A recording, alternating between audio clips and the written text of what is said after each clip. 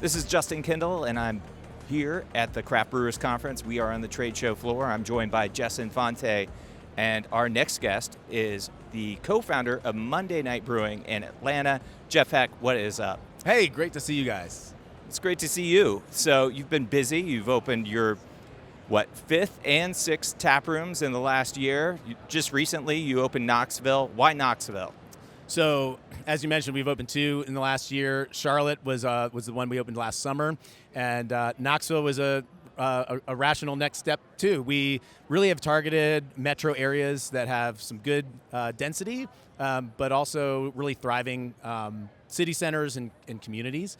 And Knoxville is just a place it's beautiful. There's a lot of great breweries that are already there, but also we found like a really awesome project that we got to be a part of. So we're in a 100-year-old bakery that's been renovated into a food hall. So it's about 75,000 square feet, and we get to be a part of this revitalization. It's been closed for decades, and so now it's opening up to this new food hall that's really preserving a lot of the original building, a lot of the culture behind the place, and we're getting to be a part of a great community of a lot of other purveyors of great food and small independent restaurant operators. So it's been 2 weeks in. It's been amazing. I feel like a food hall in a 100-year-old, previously decades-long abandoned bakery sounds like it is like just primed for ghost stories. Exactly. Yes. Is there a ghost baker? So there's not a baker, but there is the piece of lore about the bakery is that there was a old carousel, like a small little kids carousel that the kids would like rent, that the bakery would rent it out to families for birthday parties, and it disappeared. But it's lore in Knoxville, so that for decades people have been trying to find where's the Kearns carousel, the Kearns Bakery carousel. So if there's any listeners out there who have a lead on the Kearns carousel, give us a call. This is amazing. And can one of your first beers in the new spot be like Missing Carousel IPA? Something like that, yeah. That's a good one. Thank you. It's like I know things. It's not quite, that spot is not quite as primed for ghost stories as our Nashville location. How many ghosts are in your brewery? So listen, the Nashville location is in a 100-year-old slaughterhouse. Stop it. Seriously. So you want to talk ghost stories, they got to start in Nashville. And then maybe they can, I don't know what it is with Tennessee and our ghost stuff, but we found some really cool spaces in Tennessee. Do you throw like awesome Halloween parties? We throw a great Oktoberfest. Okay, well, I think you're going to have a spooky Oktoberfest. Yeah.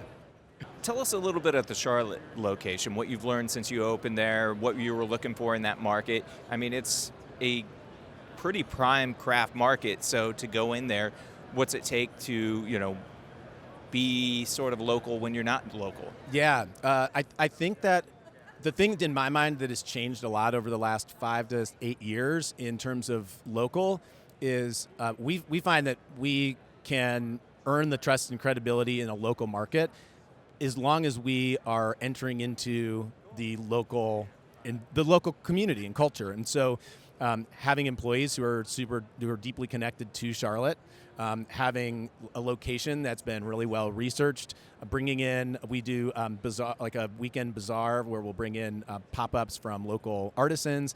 So I think that from our experience so far, that's made a huge difference in terms of being able to get the buy-in from local community. So that's certainly been a huge part of it. The other thing with Charlotte is is a lot of like real estate. Like we find a space in a location that's kind of deeply connected to the city. So we're in the south end, right near this kind of walking path that cuts through the city near a light rail station, and we found an acre of outdoor space where there are high rises going up around. So it's just a really unique space that the neighborhood is looking for and craving. And so on a spring afternoon, it's packed with people just hanging out outside. So it's serving this dual purpose of kind of a public park, and a food establishment. So we have pizza. Our pizza program is there, as well as our beer. What about ghosts? No ghosts so far, though. It's in an old mechanic's shop. So probably I don't know. haunted. There's probably the ghost of some old mechanic creeping around there somewhere. Yeah, I mean, I think we just convinced the rest of the country that Monday Night is the spooky brewery. That's right, yeah. You're welcome. So, I mean, Charlotte's a really interesting place to me because the craft beer scene absolutely popping off. But there's a good mix of, brewers who started elsewhere and are moving in and are finding success. And there's also like homegrown breweries that are doing really well. So what's the relationship in the community like in Charlotte? Yeah, it's you're right. It's a really interesting kind of community there, and I think in part it's been spawned by the laws and regulations in North Carolina. So it's just a lot easier to operate as an out-of-state as a tap room, or if you're in the state, to operate multiple tap rooms as well. So there are a lot of people that have multiple tap rooms in Charlotte. So that's been part of the driver of that, and because it's been North Carolina's for so long been the East Coast Colorado in craft beer.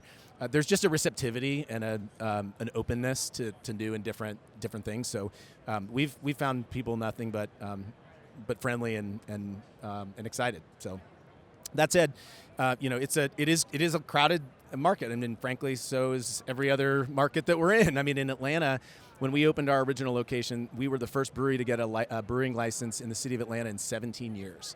And now there are probably a dozen breweries within a couple miles of us. And so it's a different landscape than it was. I think we really try to take the posture when we go into anywhere new that we want to be a part of the community. And there are certainly times when everybody's not excited for some competition, and I get it. And we don't hold that against anybody. And at the same time, we always want to be good partners and work together with everybody else who's in this really collaborative industry. Well, you've got 6. We're 7. Well, I think we after 2 in a year, our team needs to take a little bit of a breather. Yeah. And also, I think we're at a point where we need to really start thinking about what kind of infrastructure do we need to build in order to both sustain the long-term success of the locations we have, as well as think about and then how do we build something that's scaled for continued growth. So we're entrepreneurs. We've always got something up our sleeve. I don't have any bombs to drop on this in this conversation, but I promise you'll be the first to get any kind of tip as soon as I'm ready to let go of it. I'm going to hold you to that. Done. Deal. And potentially haunt you if it doesn't happen. So, I mean, we've established you're in a bunch of different states. What's the main thing that brewery owners need to know before they start looking to expand outside the confines of their home state? Number one is have a strong identity, both in terms of your brand, but also in terms of your culture and what's important to you.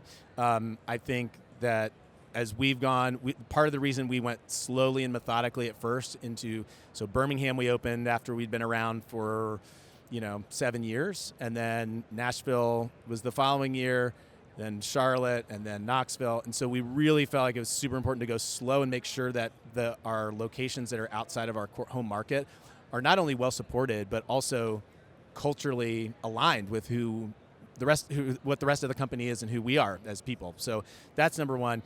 Number two is know the rules and know the laws and regulations. Do your homework. It is, there's lots of every state is totally different. We operate in 4 states. Every state has their own weirdness, and so that's huge.